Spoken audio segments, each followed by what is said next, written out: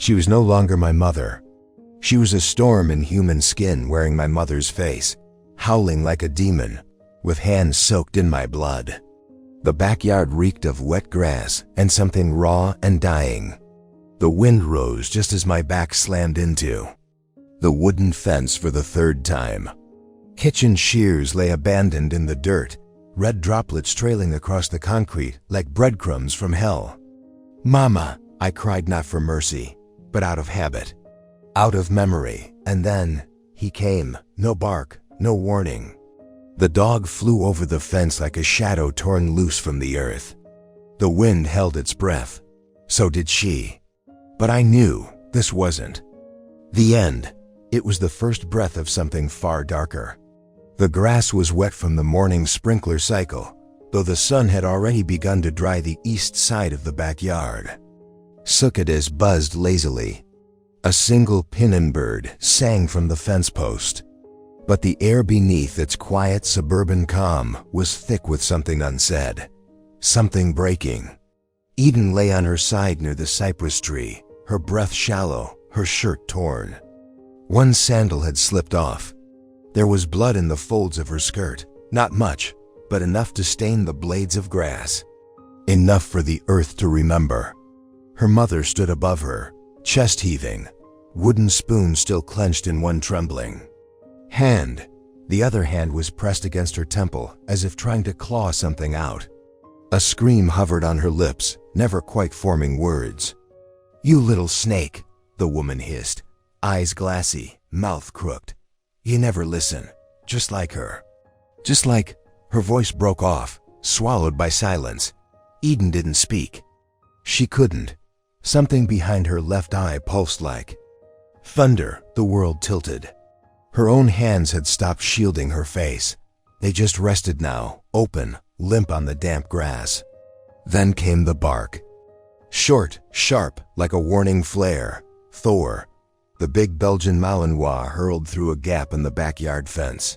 Shoulders low, body streamlined like a shadow-made muscle. His paws hit the grass with precision, stopping just feet away from Eden. He didn't snarl. He didn't growl. He stood between Eden and the woman, tail still, gaze unwavering. The mother blinked. Her arm with the spoon dropped. Her mouth opened, then closed again like she was coming out of a trance. She started. "I didn't. IWSN single quotes did ... Thor didn't move." His silence was its own kind of justice. From across the alley, a voice called out, rough and familiar. "Oi, Thor, Venaka." Damn dogs always wait. Footsteps on gravel. The fence creaked. "Jeremiah." A second voice shouted, more urgent. "It's that girl, the one from next door." Within seconds, Mr. Jeremiah Dean appeared, retired sheriff's deputy, Vietnam vet, old school and no nonsense, even in his Guayabera shirt and dusty boots. His steps slowed when he saw Eden on the ground. His eyes flicked to her mother. "You've done enough," he said, not angry. "Just tired. Let the medics take it from here." Her mother backed away, whispering things to herself in broken English and broken memory. Jeremiah knelt by Eden, careful not to startle her. "Mia," he said softly, "you're gonna be okay now." Thor looked at Eden once, then pressed his snout against her cheek. She didn't flinch. The emergency lights were already fading by the time Eden sat wrapped in a blanket on Jeremiah's front porch. His wife, Carmen, handed her a warm tortilla with butter and sugar and placed a tin of salve beside her tejacote and eucalyptus, the way her own abuela used to make in Michoacan. No one asked Eden questions, not yet. Thor lay at her feet, not guarding, now resting. His eyes watched the wind move the laundry on the line.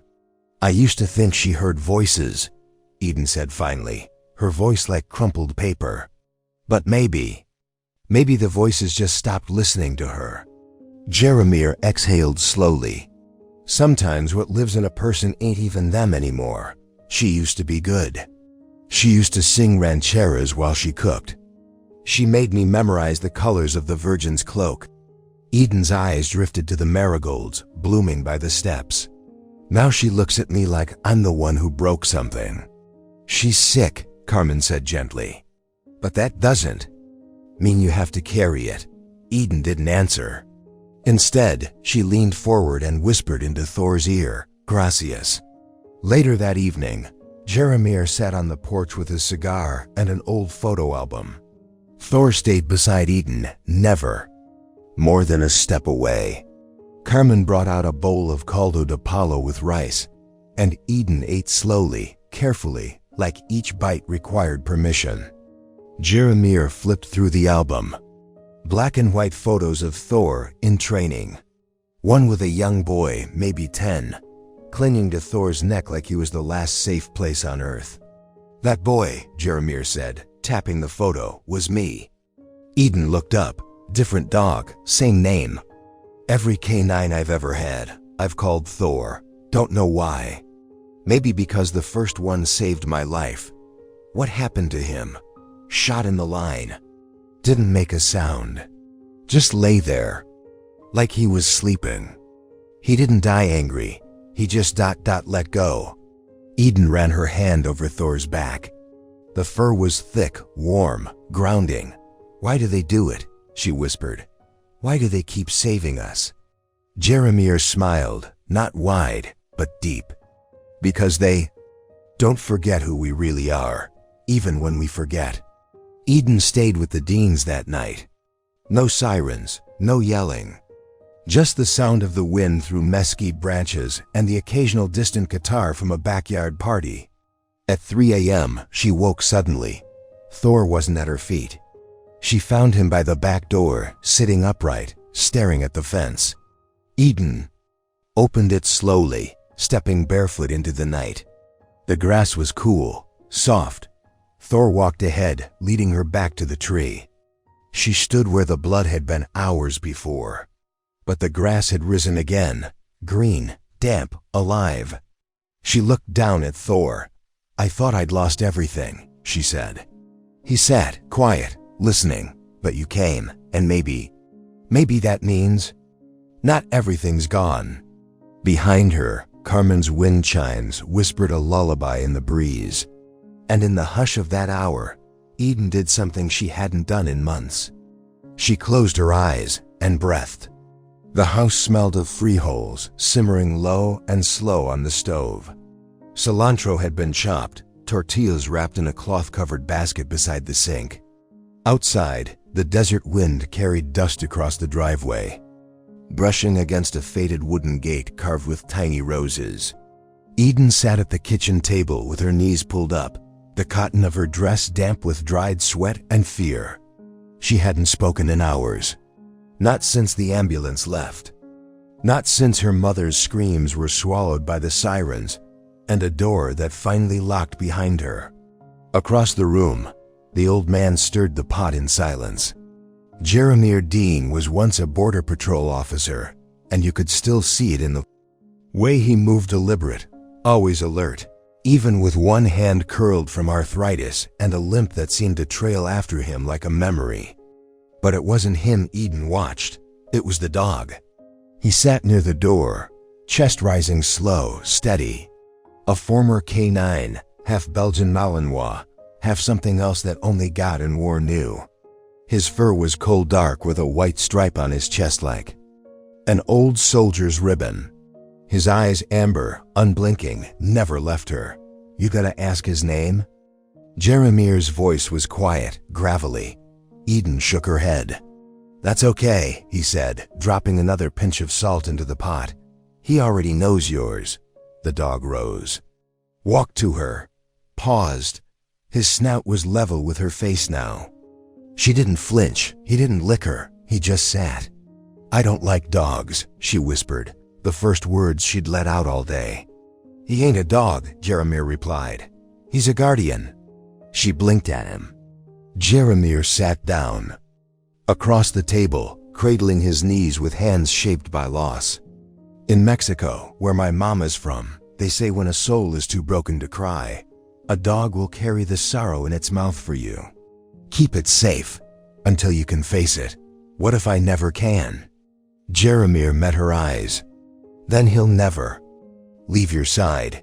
She looked back at the animal. He was still. Not tame, not gentle. Just waiting. The next morning, she tried to run. It was early. The air tasted like dust and dew, and the sun hadn't risen yet. Eden slipped out through the back, past the clothesline and the cacti. She didn't have shoes. Just a small backpack and a pain so thick it thudded behind her eyes. She didn't make it 5 steps past the gate. He was already there, Thor. He didn't bark. He didn't growl. He just stood in the path and looked at her like he already knew the way she'd come.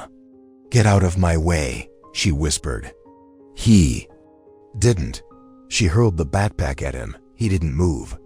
"I hate you," she screamed, the desert catching her voice and scattering it like sand.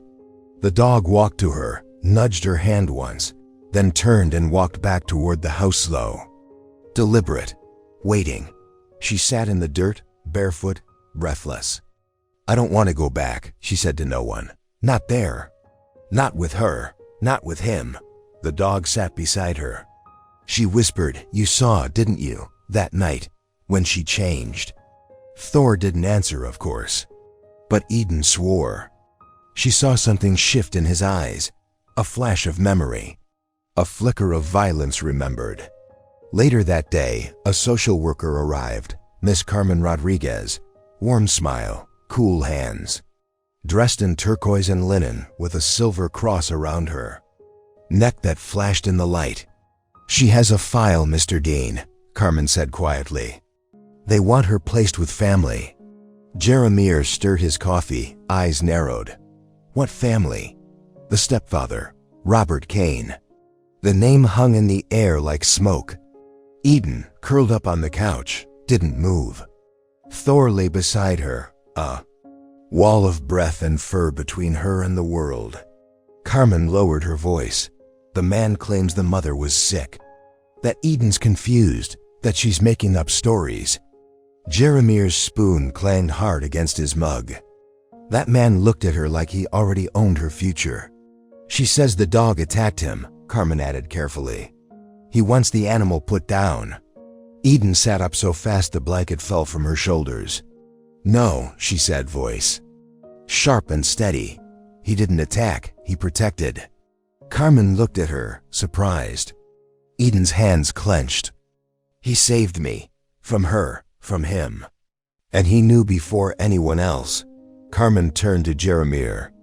"They won't listen to just a child." Jeremiah nodded toward Thor. "Then maybe it's time they listen to the dog." That night, Eden lay awake on the porch. Thor beside her, head resting on his paws. The wind shifted, chimes rustled. Somewhere down the road, a coyote howled, distant but near enough to feel. "I used to pray," she whispered. "But then I realized God didn't live in our house." Thor's ears twitched. "Do you think animals can see things we don't?" she asked. "Like souls? Darkness?" She waited. Thor lifted his head. His nose pointed toward the gate. Eden followed his gaze. Across the gravel path stood a coda figure, Robert Kane, alone, dressed in black, pale hands at his sides. "I came for what's mine," he called. Jeremiah stepped out of the shadows, rifle in hand but lowered. "She's not yours. I married her mother. I have a right." "No," Eden said, stepping forward, her voice steady low. "You had a plan," Robert sneered. "You think anyone will believe a girl with bruises and a mutt that bites?" Thor moved between them, low growl, tail still. "I believe her," Jeremiah said. "And so does he," Robert laughed. "You think this old dog can stop me?" Thor lunged. He didn't bite. He didn't have to. Just one step forward, and Robert flinched. Thor stood there, unwavering. A shadow carved by firelight. Robert took a step back, then another, and left. Weeks passed, investigations reopened, reports rewritten. Words once hidden dragged into sunlight. The system cracked. Eden stayed. She fed the chickens with Jeremiah, helped Carmen plant wildflowers along the fence, cooked tamales with Lila on Sundays when the house felt like something close to safe. One afternoon, she found a leather collar in a box under Jeremir's bed. It had a silver tag, Thor Guardian. She held it for a long time. When Thor came in, she slipped it around his neck. "You didn't just guard me," she said softly.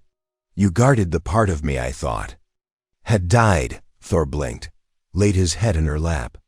And she wept, not from fear, not from pain, but from the weight of something lifting.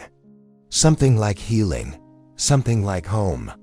The school counselor's office smelled faintly of cinnamon gum and disinfectant.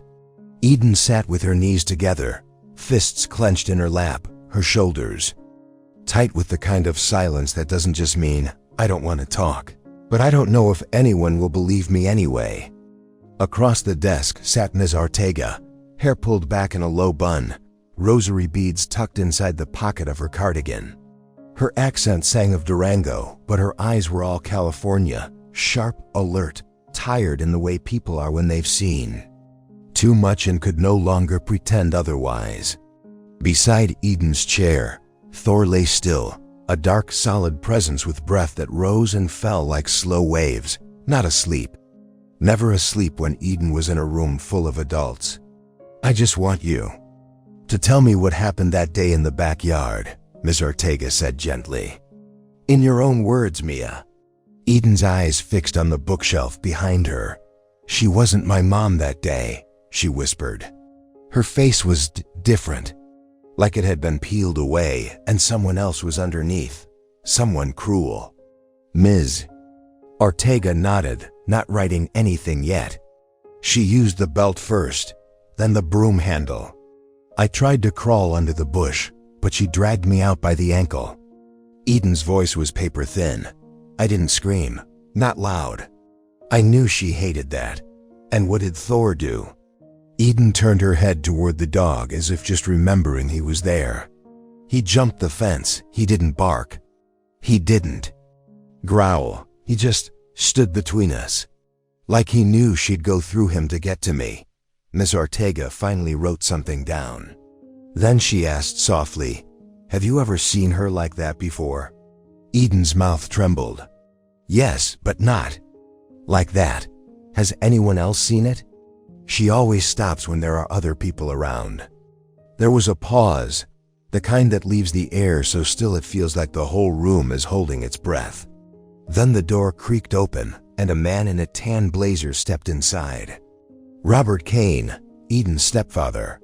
He walked with the smooth confidence of a man used to signing contracts he never read.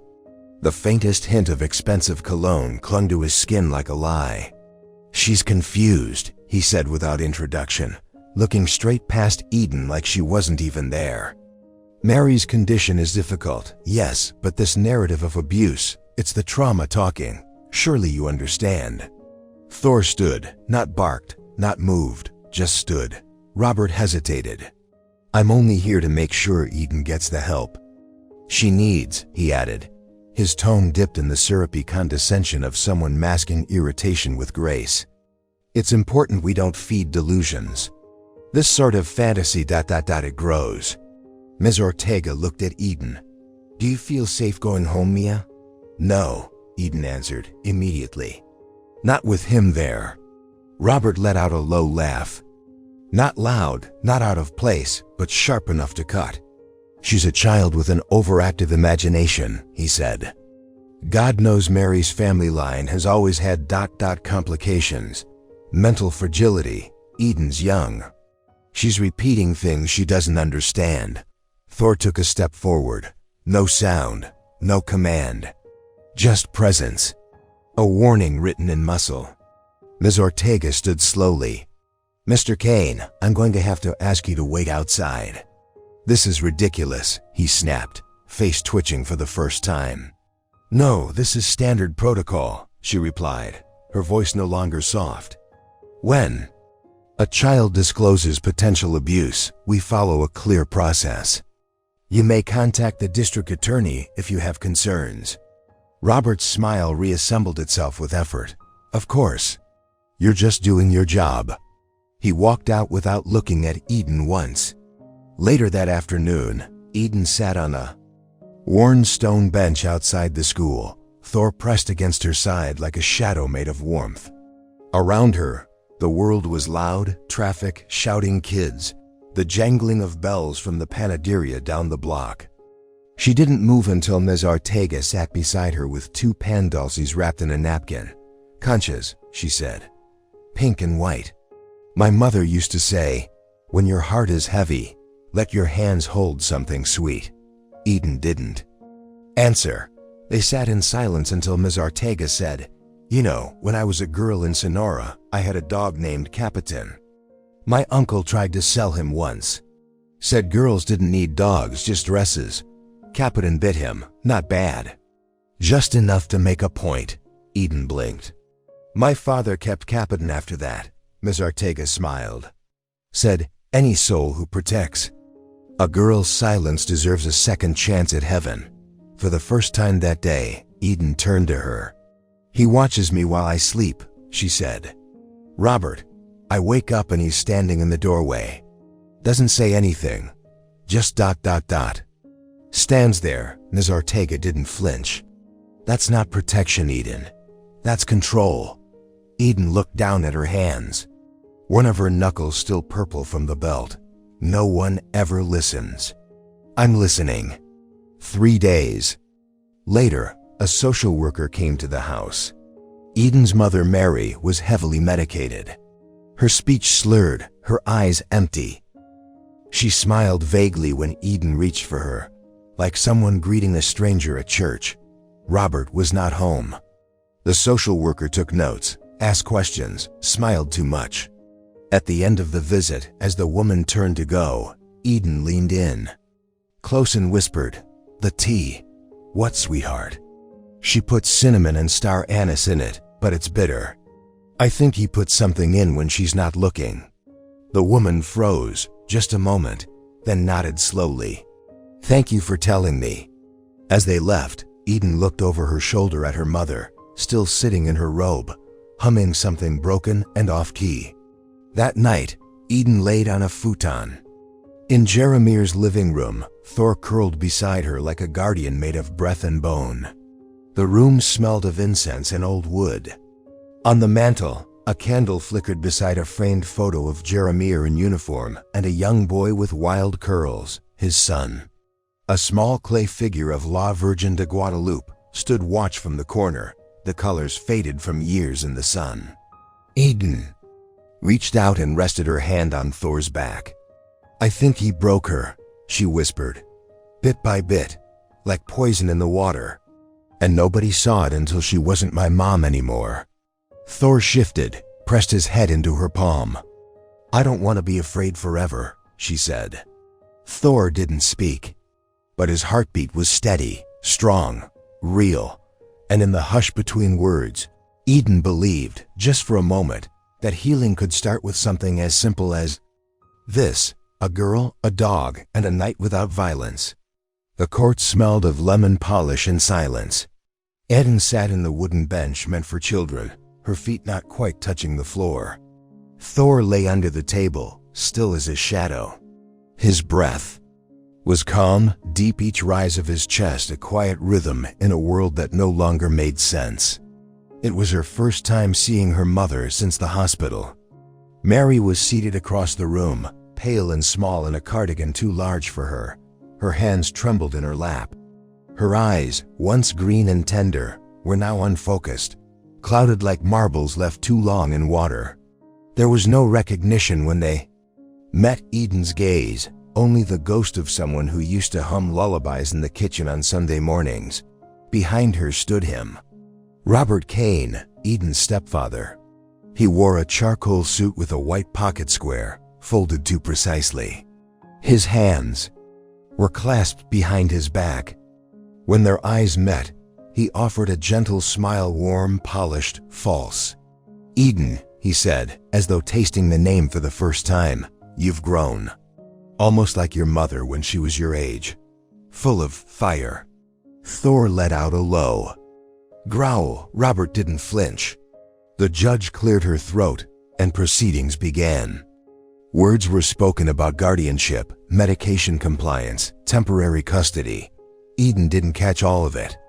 Her eyes kept drifting to her mother's left wrist, where the hospital band still hung, half torn. At one point, Robert leaned toward the table and spoke in a voice so soft only Eden could hear. "You really should consider coming home, Nina. The house misses your footsteps. Your room's just as you left it. I even saved your little altar." Her mouth stayed closed, but something behind her eyes cracked. Later, in the hallway outside, Thor pressed his head into her hip as she waited. The corridors of the county courthouse were old, lined with framed photographs of judges and sheriffs. Somewhere, someone played the radio too loud, an old Mexican bolero drifting through like perfume. That's when she heard the whisper, "Es Perro no puede proteger para siempre." She turned. It was Grace Morrow, her mother's court-appointed attorney, thin, well-dressed, heels clicking like hammers on tile. "Children see monsters in shadows," Grace said, voice clipped. "But sometimes it's the light that blinds you. You should be grateful your stepfather is stepping up. Most men wouldn't."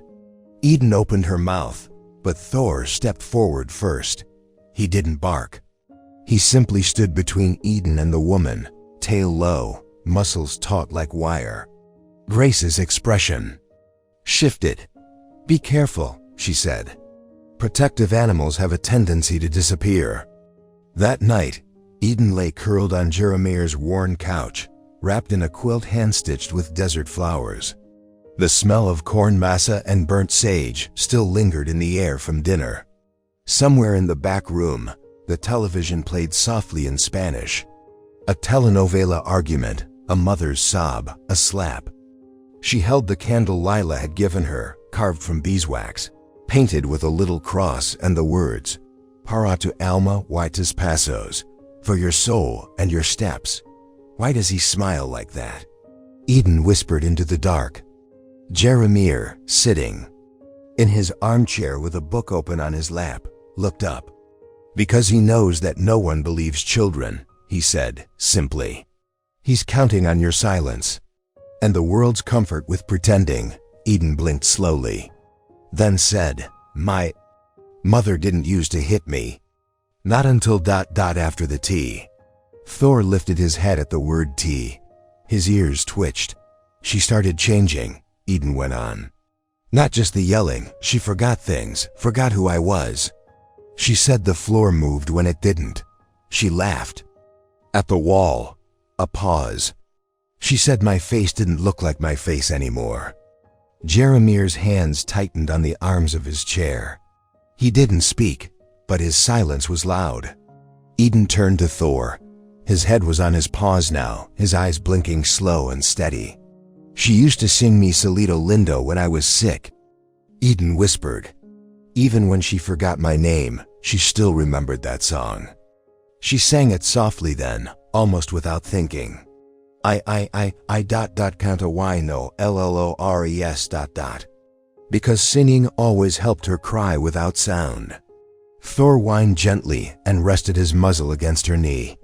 The next morning, Eden stood by the window. Watching the trees sway, Thor sat beside her, a sentry in fur. Outside, the frost was melting on the earth's small rivulets running down into roots. Jeremiah entered the kitchen, holding a worn envelope. "This came for you," he said.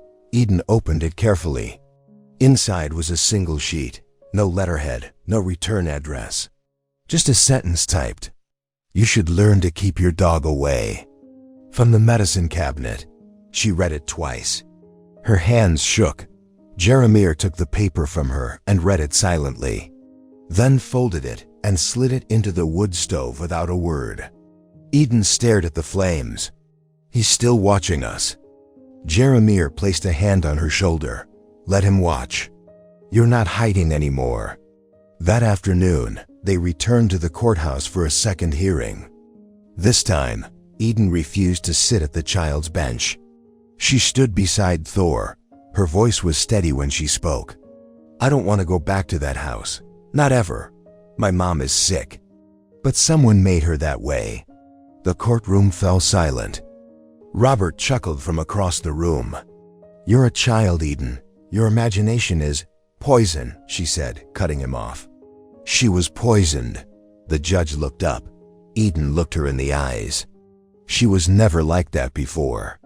But the tea changed her, the sleeping pills, the little white capsules that weren't hers. She didn't buy them. Someone else did. Robert rose from his chair. "This is absurd." She sang Solito Lindo to me, even when she couldn't remember my name. Eden shouted, tears finally rising. "You don't forget love like that, unless something makes you." Thor barked then once, loud, sharp, like a verdict. Outside, after the hearing was adjourned, Jeremiah lit a stick of copal incense and placed it on the courthouse steps. A tradition from Oaxaca, for cleansing, for truth. Eden leaned into Thor's fur. She didn't smile, but she breathed deeply, as if for the first time in a long time, the demons beneath the table had finally gone quiet. The sun hung low over the dusty outskirts of Las Cruces, where the desert breathed in slow, quiet sighs. A little yellow house with chipping paint and bougainvillea curling around its porch stood still, as if holding its breath. Inside, Eden sat cross-legged on the floor, a worn pinata beside her. It was shaped like a horse one she never broke. Thor lay at the doorway, eyes alert. His ears flicked at every sound. He didn't need commands. He only needed her pain. "You don't have to watch me every second," Eden said softly, scratching behind his ears. He didn't move, just blinked. One slow blink. It meant, "I'm not watching. I'm waiting." She smiled faintly, then opened the leather-bound journal tucked beneath her cot. Its pages smelled of dust and citrus, like her grandmother's kitchen. Most of the words were scribbled in Spanish, her first tongue, spoken low and warm in the kitchen when her mother still cooked. Today, though, she didn't write. She stared at the scar on her wrist, traced it like she'd done 100 times. It wasn't a straight cut. It was jagged, accidental, born from a broken ceramic pot thrown in anger. Her mother's anger. From the window came the sound of children. They played on the dirt road outside, their voices high and sweet, their laughter fluttering like papal picado in the wind. Eden didn't join them. She hadn't in months. A knock at the door. She stood. Thor rose first, placing himself between her and the entrance like a gate carved from bone and instinct. When she opened it, the sun spilled in, blinding. Grace stood there. Thin, tall, draped in beige and pearls that didn't belong in this neighborhood. Her eyes scanned the room with a kind of calculated pity. "I see the dog is still here," she said, her voice crisp like dry paper. Eden said nothing. Grace stepped in uninvited. Thor didn't move, but his body stiffened. "I'm here on behalf of Robert Kane," she added, turning toward Eden with a slight tilt of her head. "He's requesting guardianship. Again." "No," Eden whispered.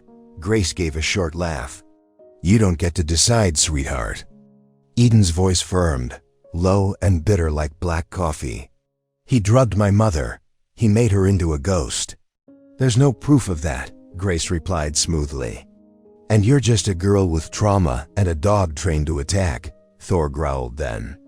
A sound from deep within, like thunder rumbling beneath skin. Eden placed her hand on his head. He silenced, but the message was sent. "Do you know why I love pinatas?" Eden asked suddenly, walking to the broken horse on the floor. Grace blinked, confused. "Because they're colorful, bright, and then people beat them until their insides fall out. And everyone cheers." She looked up, eyes like flint. "That's what you did to my family." You smiled while breaking it open. Grace scoffed. "You're dramatizing. That dog should have been put down months ago.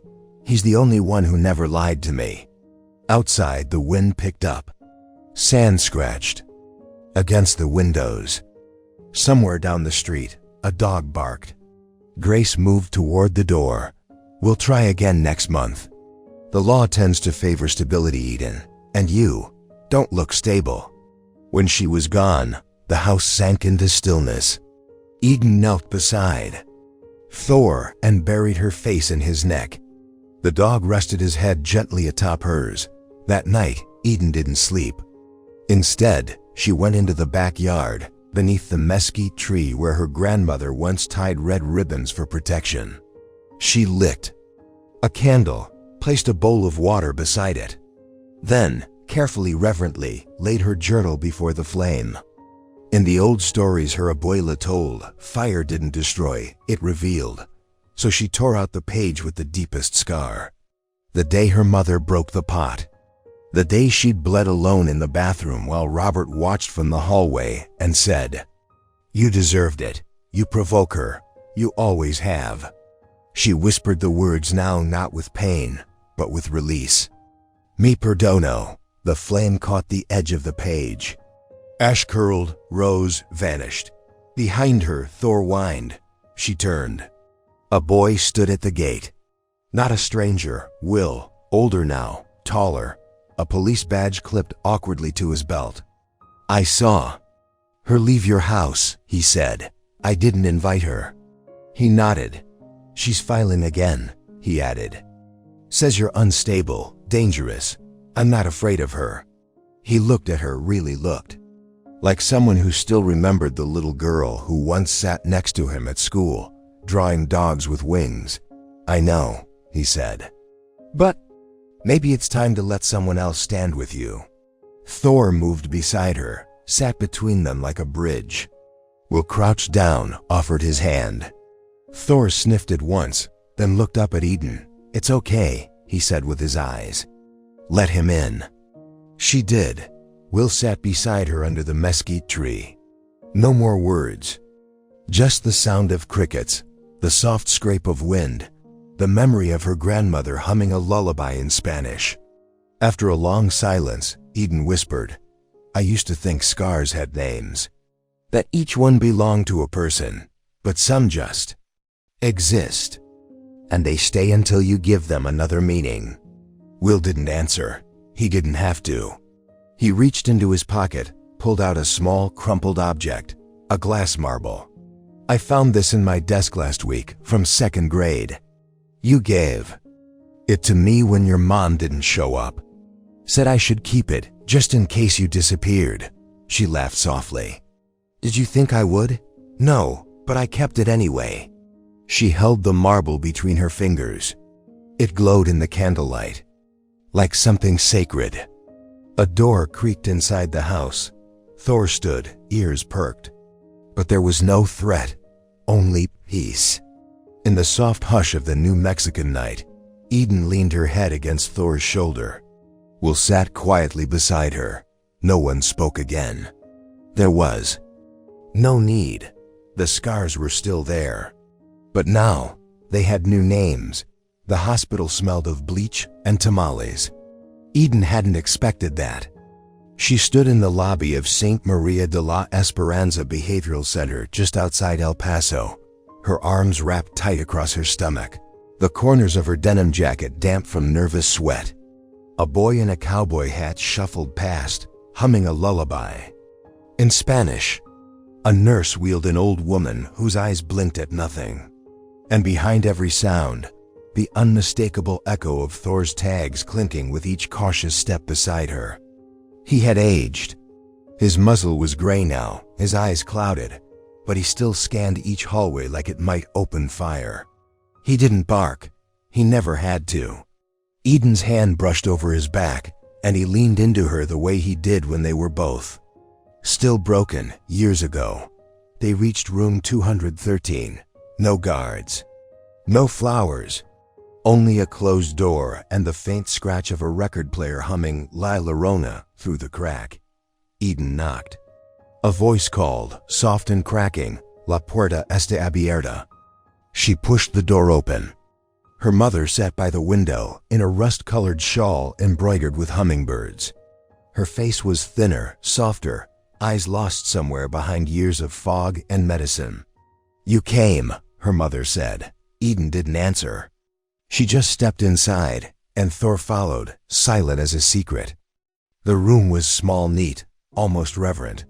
A photo of the Virgin de Guadalupe hung beside the window. A half-burned candle sat on the ledge, its wax forming the shape of a crying child. The scent of cinnamon and burnt sugar lingered in the air. "You remember him?" Eden asked, her voice low. Her mother turned, her lips parted slowly. "Thor, just the name, nothing more." But her hand lifted and Thor approached, tail low, gaze fixed. He sat before her, watching. For a long moment, she didn't move. Then her fingers, trembling, touched the top of his head. "I used to hate his eyes," she whispered. "They always saw through me." Eden stood at the foot of the bed, still. "They still do." A silence settled dense, like a wool blanket draped over a cold night. "You didn't come to see me before," her mother murmured. "I didn't come to forgive," Eden replied. "I came for the truth."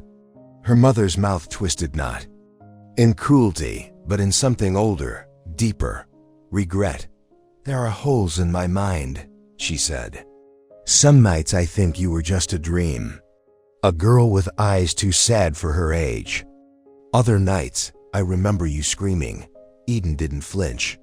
"I remember the scissors," her mother said, her voice distant. "The blood on the grass." Thor let out a soft whine. Eden's hands clenched. "And then," her mother whispered, "I remember the tea." Eden looked up. "It was sweet," her mother said. "Too sweet. But he always said it calmed my nerves." "Robert," Eden said. Her mother nodded slowly, eyes distant. "He called it tea para alma, tea for the soul. Said it was from his grandmother in Jalisco, something sacred." Eden stepped forward, her breath catching. "He drugged you." "I think," her mother said. "But I don't know, it's like I lived in a dream someone else was directing." "Why didn't you say something?" Eden asked. "Even after, even in court." Her mother looked down at her hands. "Because I was ashamed. Because I didn't trust what my own mind remembered. And because when I looked in your eyes, I didn't see a daughter. I saw everything I broke." Eden turned to the window. The desert outside shimmered in the late sun, endless and unforgiving. "He almost killed me," Eden said, "and you helped him. Even if you didn't mean to." Her mother nodded. "Yes." They stood in the ache of that word for a while. "Do you want me to ask for forgiveness?" Her mother asked quietly. "No," Eden said.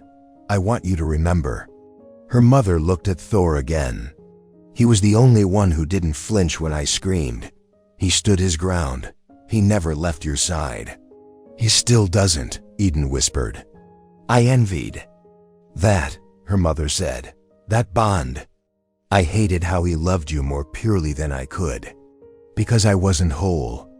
I was already rotting from the inside." And Eden's throat tightened. "I tried to keep the darkness out," her mother said.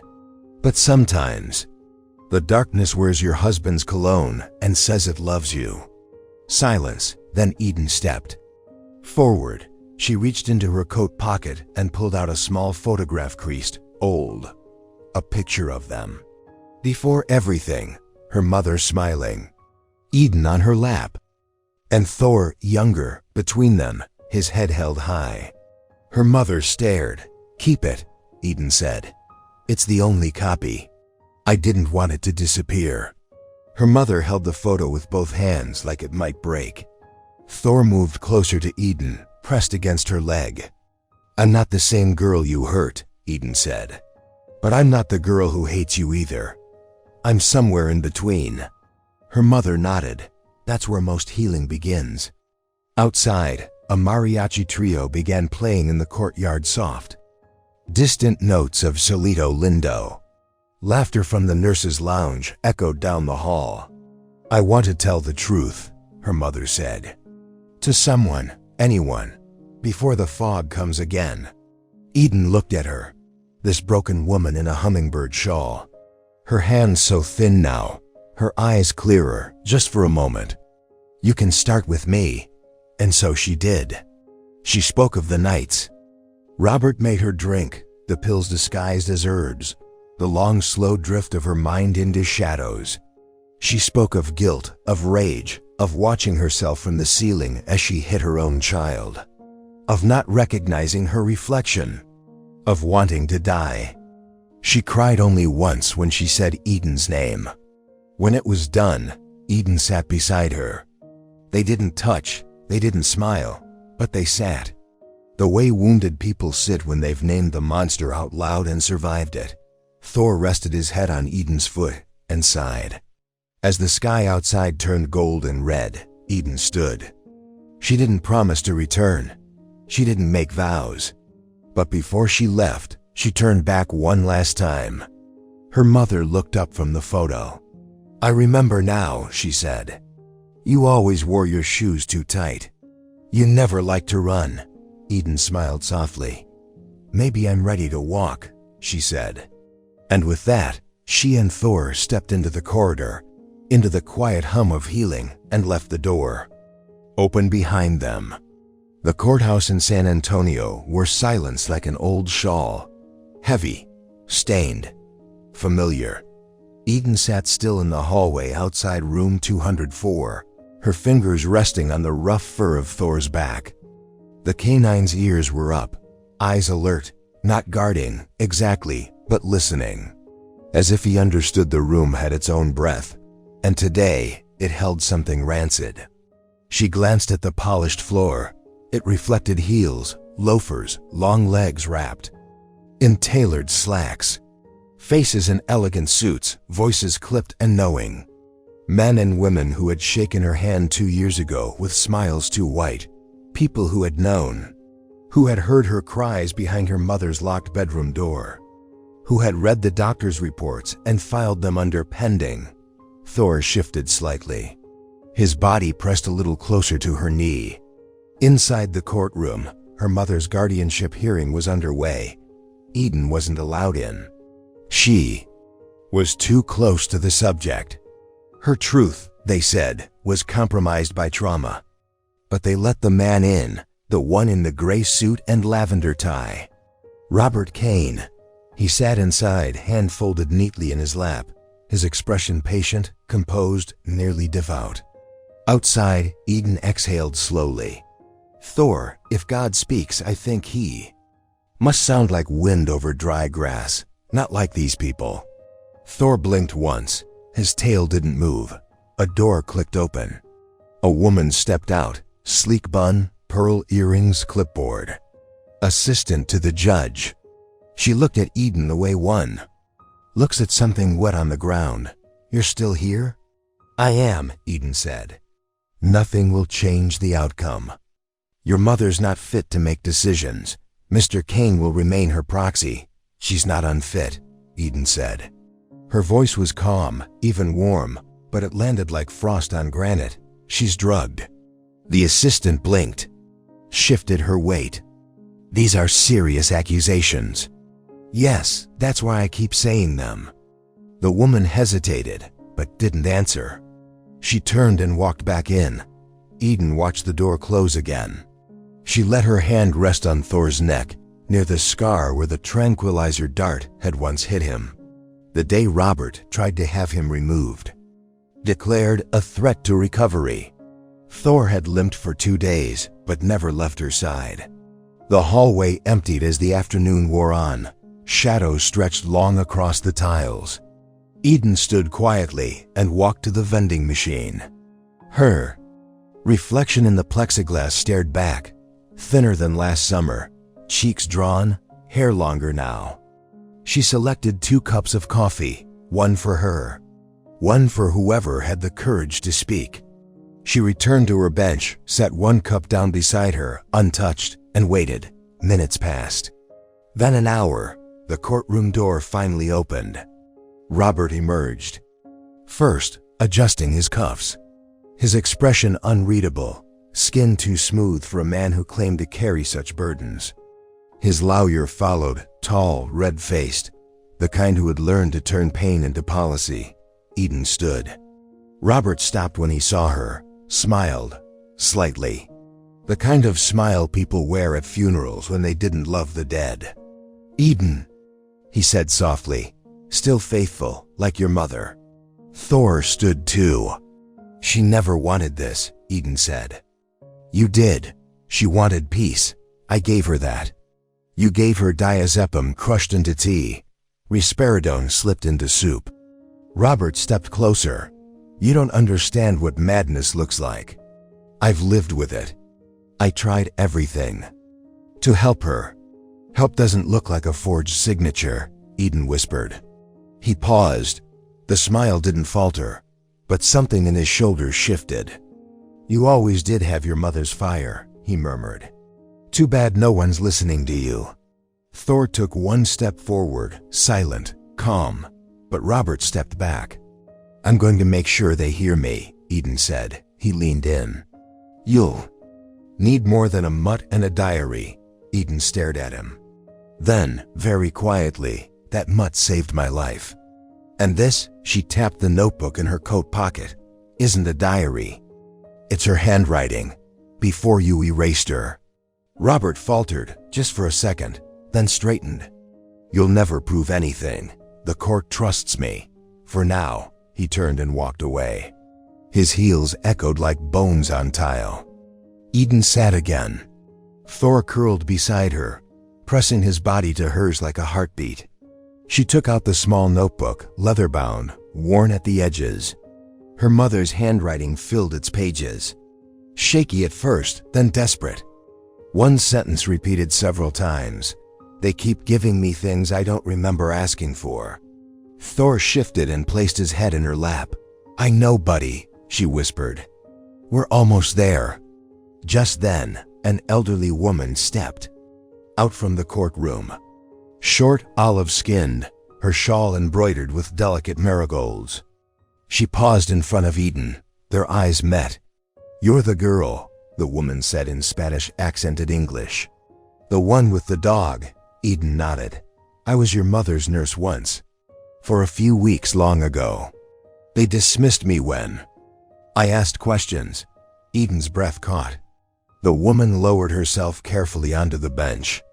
"She loved you," she said. "Even in the fog, she kept asking for the dog. Donde está mi guardian? El que no habla pero lo sabe to do. Where is my guardian?" Eden translated softly. "The one who doesn't speak but knows everything," she meant. "Him," the woman smiled, nodding at Thor. Tears welled in Eden's eyes, but she didn't let them fall. "She wrote something," the nurse continued. "I copied it. I don't know if it matters now." She handed Eden a folded piece of paper. Inside, in faded ink, "If they silence me, remember the way he looked at the bad ones." He knew. He always knew. Eden closed her eyes. The hallway was quiet now. The suits were gone. The power had left with their cologne. And she remained, a girl, a dog, a letter from a mother lost in chemicals and lies. Thor lifted his head. Again, staring toward the far window where the sun was lowering into the red shoulders of evening. Eden stood. She turned to the nurse and offered the untouched cup of coffee. "It's still warm," she said. The nurse took it with a small nod. "You will find the truth, Nina," she said. "But be gentle when it comes." Eden smiled. Just barely. Then she and Thor walked out into the amber dusk, where the wind smelled like cinnamon and earth, and marigolds nodded their golden heads under the Texas sky. It was not over, but it had begun. And for the first time in years, the truth felt like something soft, not like a weapon, but like a hand reaching back through the dark. The light flickered above the waiting room, casting soft tremors on the pale green linoleum. Eden sat still, her palms resting on her knees, her back straight as though her spine were holding back a tide.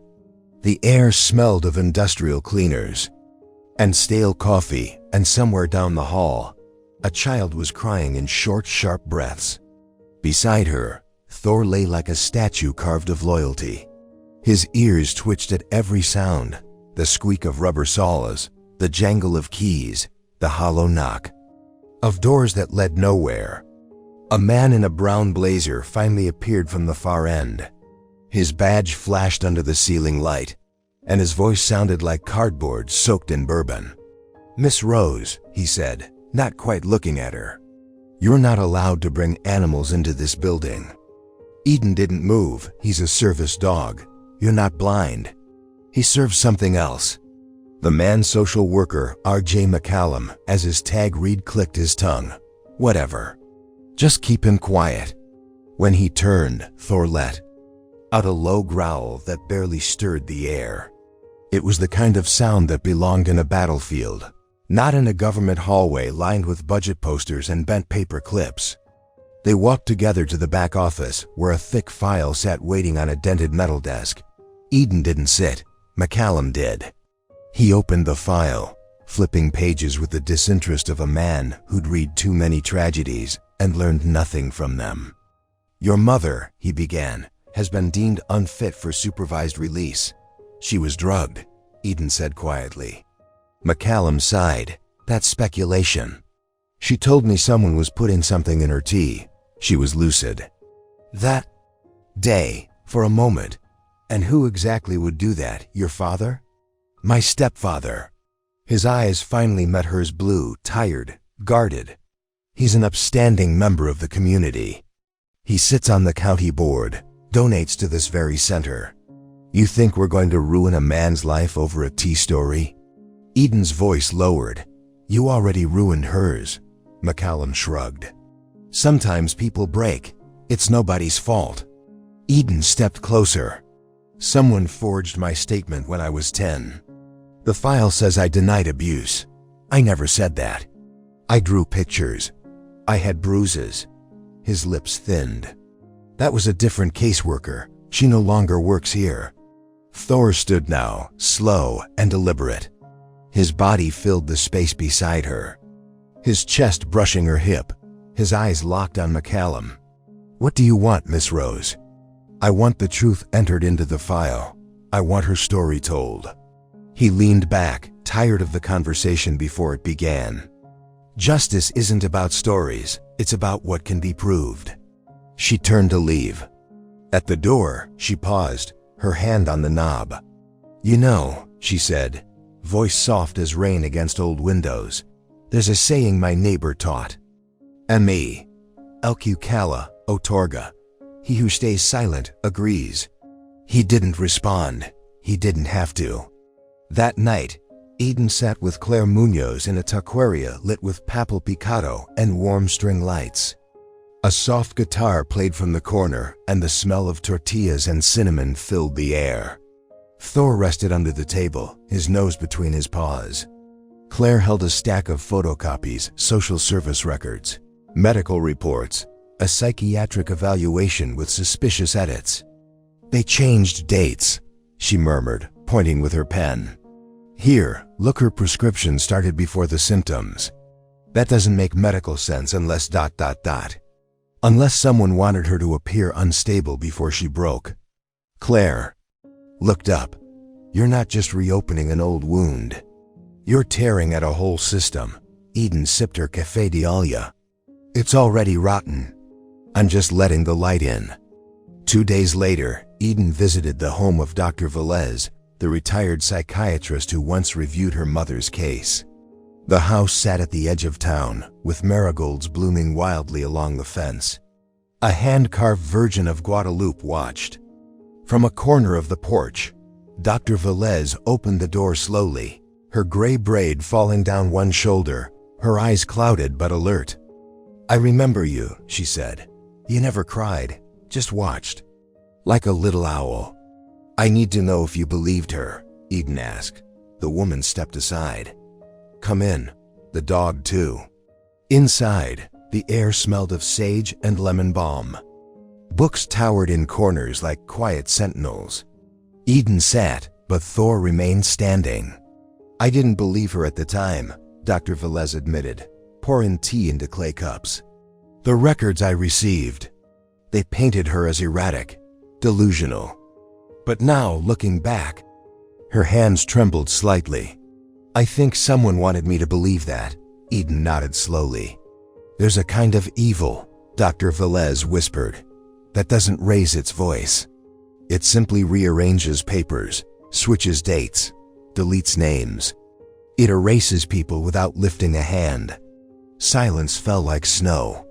Thor shifted, then settled at Eden's feet, his warmth pressing into her solace like a reminder. You are still here. You are still standing. That weekend, Eden stood outside a courtroom again, this time not as a child, but as a witness. Will, now in uniform, stood beside her. He offered her a thermos of hot chocolate like when they were kids. Are you sure you want to go through with this? He asked. I have to, she said. For her. For me. For the ones they tried to erase. The door opened. A tall man in a dark suit stepped out. Robert Kane, older but unbowed. He spotted her and smiled the way wolves do in fairy tales. Eden, he greeted her. Still chasing ghosts? She met his gaze. Still pretending you're not one? He chuckled. You should be careful with accusations. You're standing on thin ice. She took a breath and her words came slow, deliberate. Truth doesn't fall through ice. It waits and it rises. His eyes narrowed, but she didn't look away.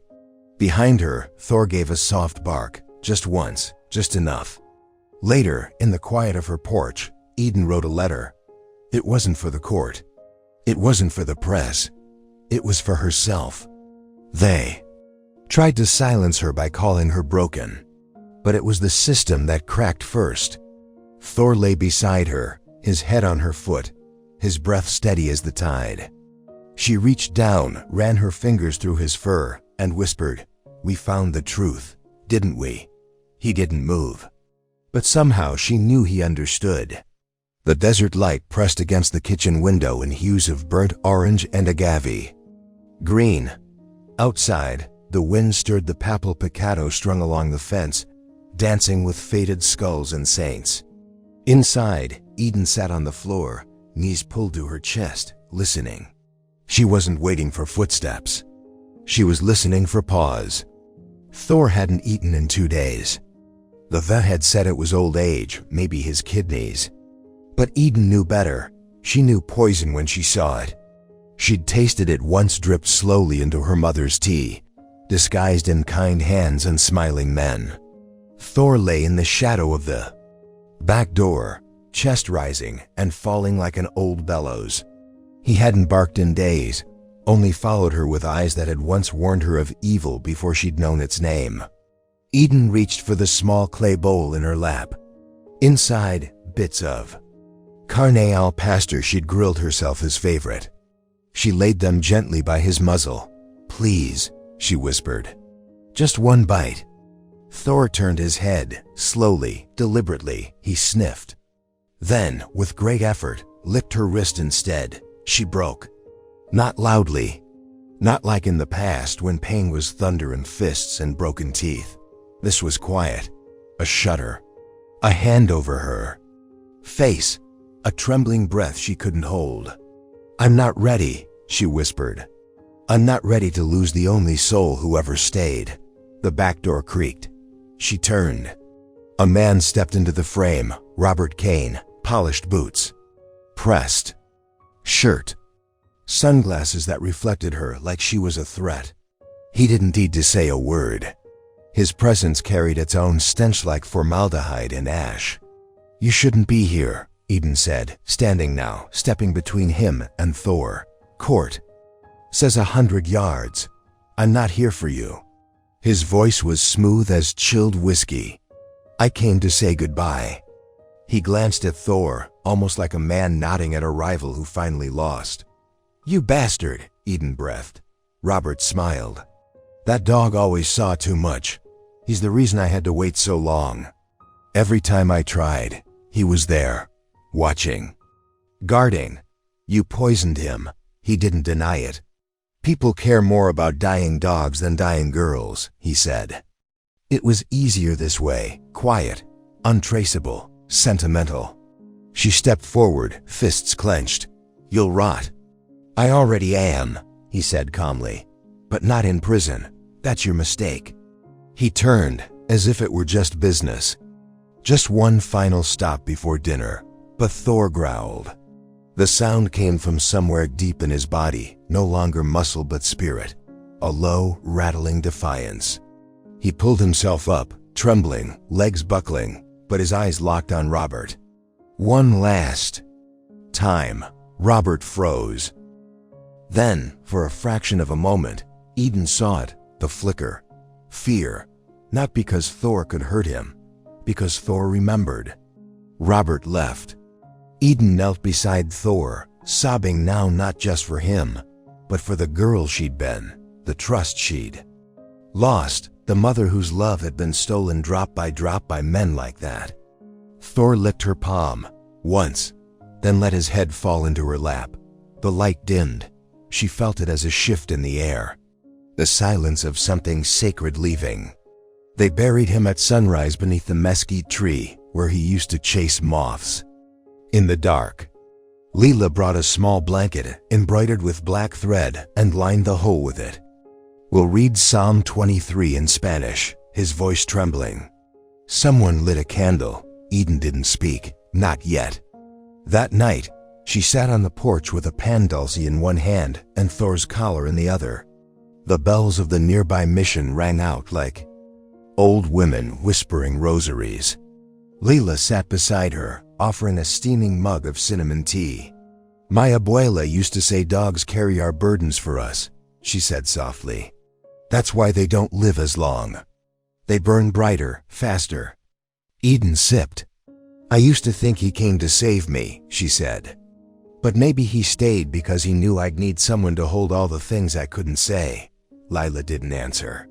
She didn't need to. In the yard, Papal Picado still fluttered. One red square caught on the fence. A cutout of a dog tongue. Out, tail high. The wind lifted it and carried it gently over the top.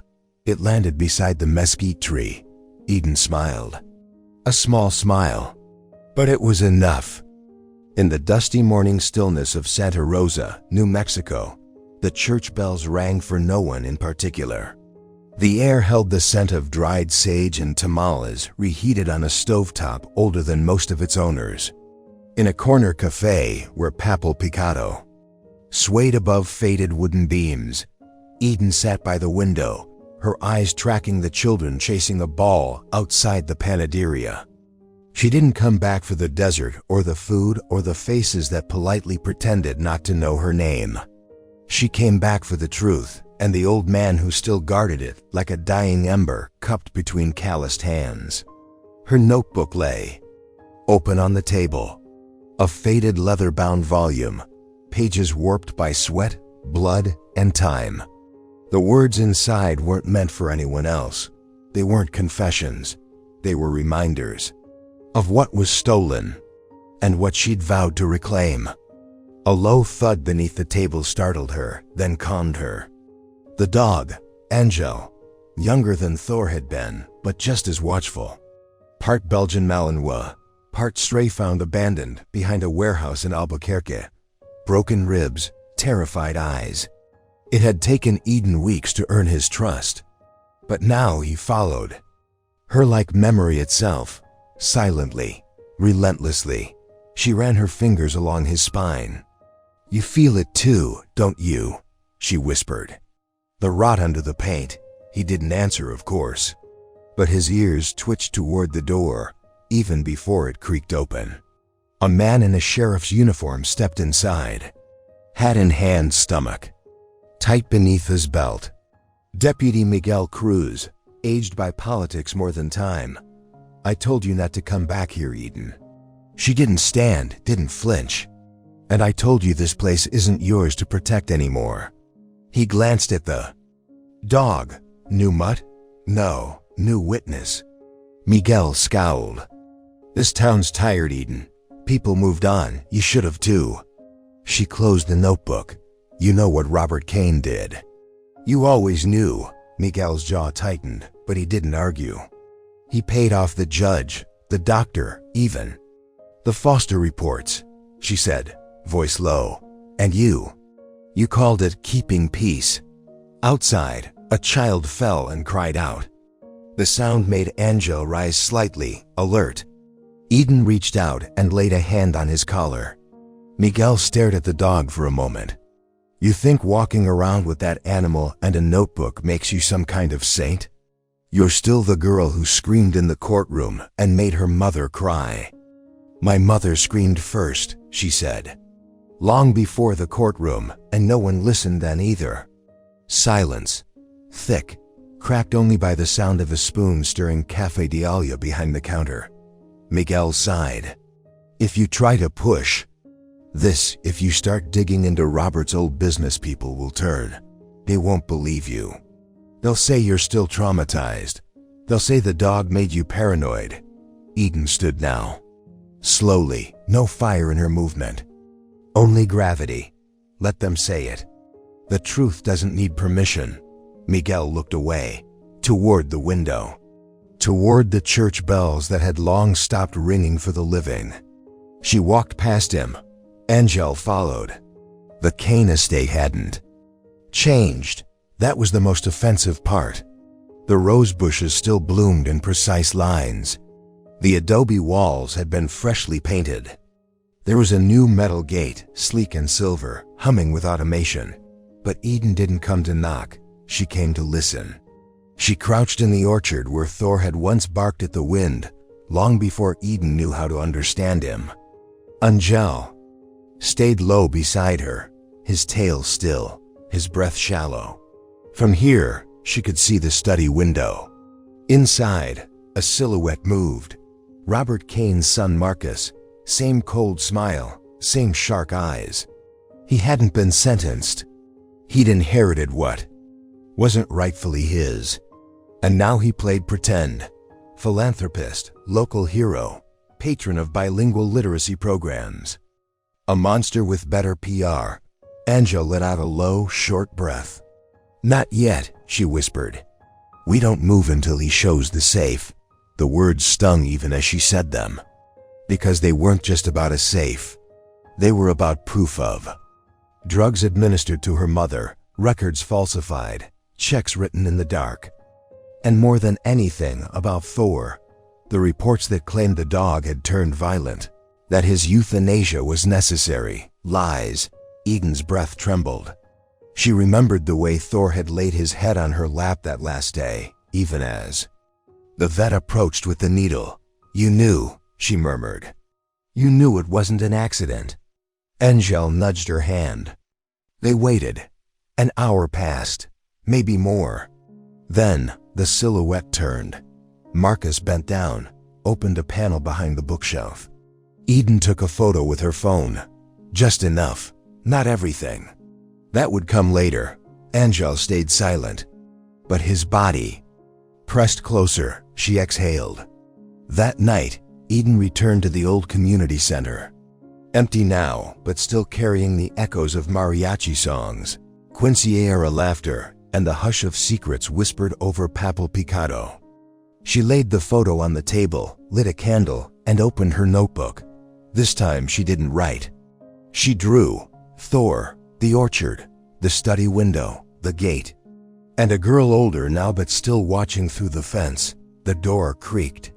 Will entered in full uniform, gun at his side, eyes softer than they had a right to be. You really going through with this? He asked. Eden nodded. Then I'm in. She looked up. You'll lose your job. I'd rather lose my badge than lose my spine. He crouched to pet Angel, who licked his hand without hesitation. Will smiled. He's got Thor's eyes. Eden said nothing. She couldn't. Her throat ached too much.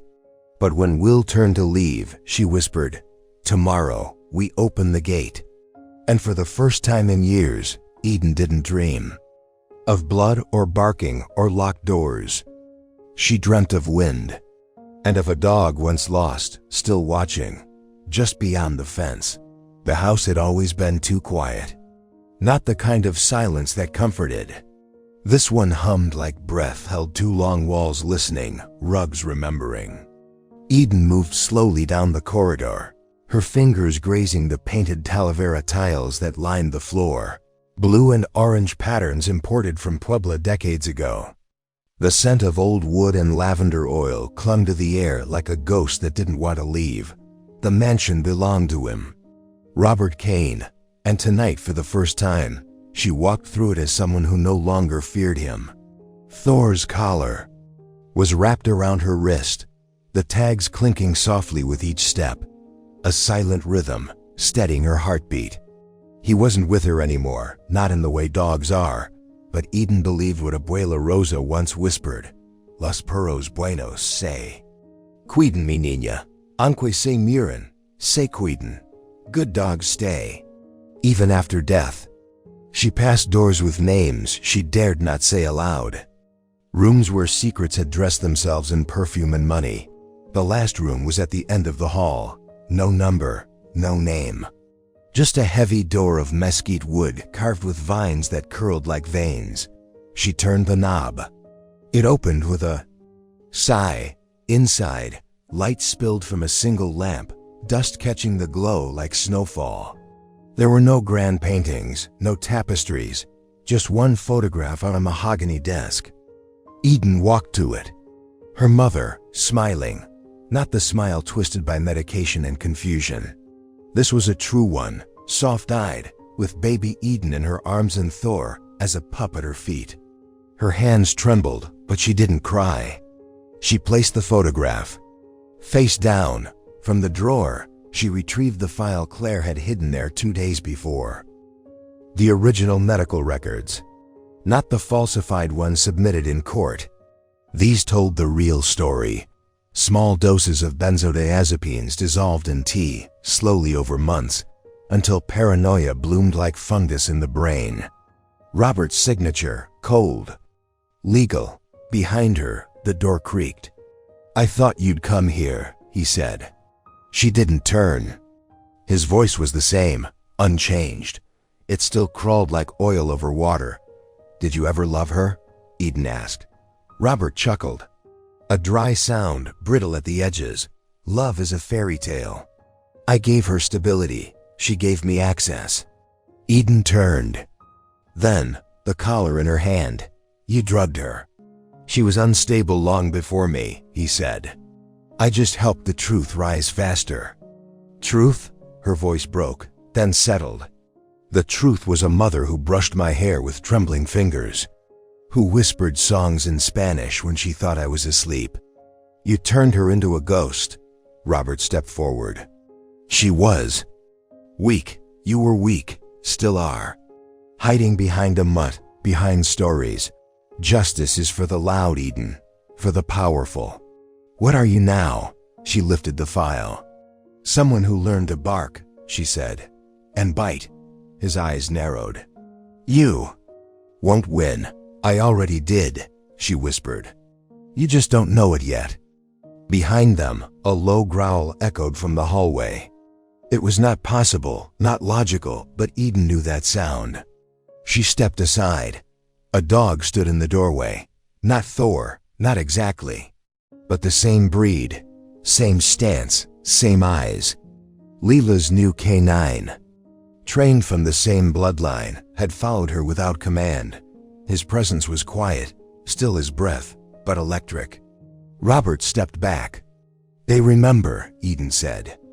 "Dogs, children, old women. The ones you thought too small to matter."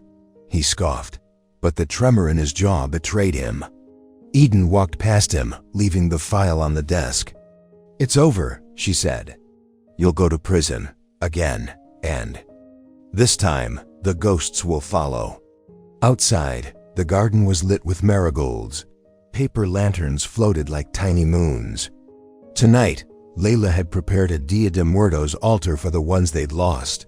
There was a bowl of tamales, a sugar, skull, and Thor's tag resting beside a candle, flickering steady.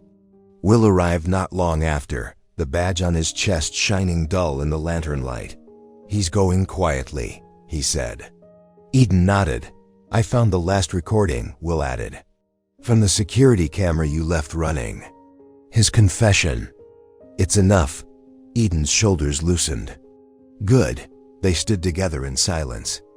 A wind passed, lifting the marigold petals into the air.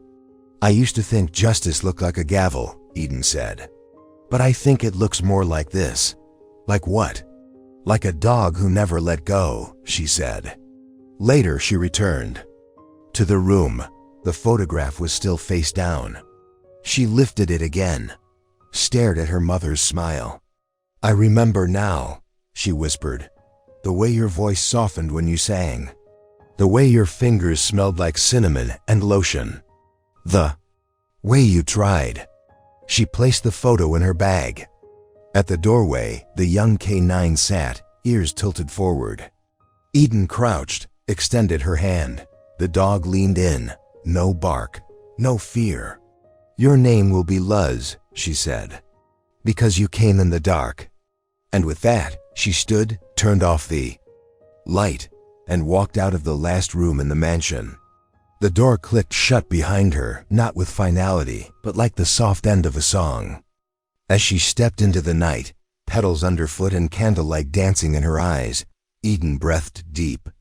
Not everything was healed, but something was, and that was enough.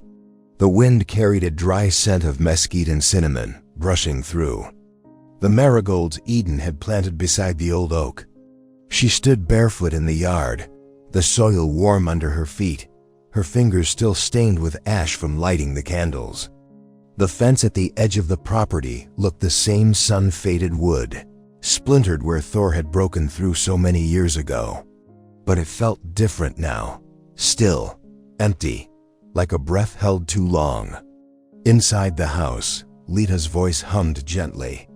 To an old ranchera playing on vinyl, Papel Picado danced above the altar, fluttering in soft bursts. On the table rested a simple frame.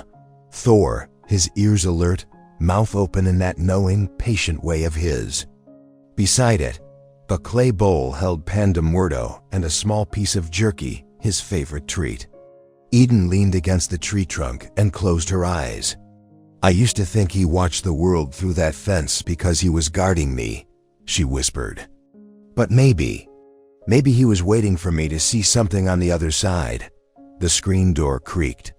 Lita stepped outside, apron still dusted with flour. Her face, lined and luminous, carried the kindness of a woman who'd survived her own firestorms. You're not lighting the last candle? Eden shook her head. Not yet. I want the silence to sit a little longer. Lita approached slowly, her footsteps respectful. It's strange, she said. How the ones who save us are the ones we mourn the longest. Eden didn't answer right away. She was watching a small weathered shoe print by the trees. Roots, hers maybe, from when she was little. When she bled there. When he stood over her, growling not at her mother, but at something larger. Something hidden. You know, Eden said finally, he never barked unless it was truth. That's what made him different from people. They stood together for a moment, watching the fence. Then came the knock. 3 slow, hollow taps. Eden turned her head, but her body remained still braced, quiet, like a child pretending sleep. Lita went first. The visitor stood behind the rusted gate. Dressed in beige, frail in frame but stiff in posture. Robert Kane. He wore an ankle monitor and the smug smile of a man who still believed consequences were for lesser creatures. I came for closure, he said. No one here owes you that, Eden replied, voice even, almost soft. You're still dramatic, I see. She stepped forward, eyes narrowing. You're still alive. I see. Robert's lip curled, though his skin sagged from the cancer now eating at him. I gave your mother everything. A house, comfort, my name. You think I wanted a broken woman? No, I made her manageable, for all of us. Lita moved beside Eden. Hands clenched in her apron. You poisoned her, Eden said. Bit by bit. Turned her rage into madness, her hands into weapons. I turned her into something useful, he said, eyes unblinking. That's more than the world did. Eden stepped past the gate. The dirt crunched beneath her. She was my mother. You didn't break her. You shattered her and wore the pieces like a medal. Robert swayed slightly, sweat blooming under his collar. And what are you now? A savior? Without that dog, you'd still be crawling in the dirt. And without that dog, she said quietly, you'd still be hiding in plain sight. He blinked, faltering. Eden's voice softened, almost tender. Do you know what it means in Mexico when a dog dies? He said nothing. They say the dog waits for you at the edge of the river. If you treated him well, he guides you across. If not, he leaves you there, Robert scoffed. Fairy tales, Eden nodded. Maybe, but I think Thor's still waiting for me, and for you. She turned, walked back without another word. Lita followed, the wind picking up just enough to rattle the gate shut behind them. Robert remained standing, face pale, eyes lost in the marigolds. Inside, the last candle waited. Eden lit it. The flame flickered, caught and held. Lita sat down beside her. You did the right thing. I didn't do it for him, Eden said. I did it for the girl I was. So she knows the door is closed. Now, a soft bark sounded outside. Eden stood sharply but relaxed when she saw the puppy. He'd wandered in from the neighborhood weeks ago, a mix of shepherd and something wild. He had one blue eye and a limp, but his tail never stopped moving. She knelt. The dog approached, tentative but drawn. His name? Lita asked. Eden. Touched his head, smiled. Aspera. Wait, he waits. Like Thor did. For someone to come home. The dog pressed his head into her chest. Eden looked through the window one last time, out toward the fence. The fence stood still. The wind was quiet. And somewhere beyond it, the past stopped chasing.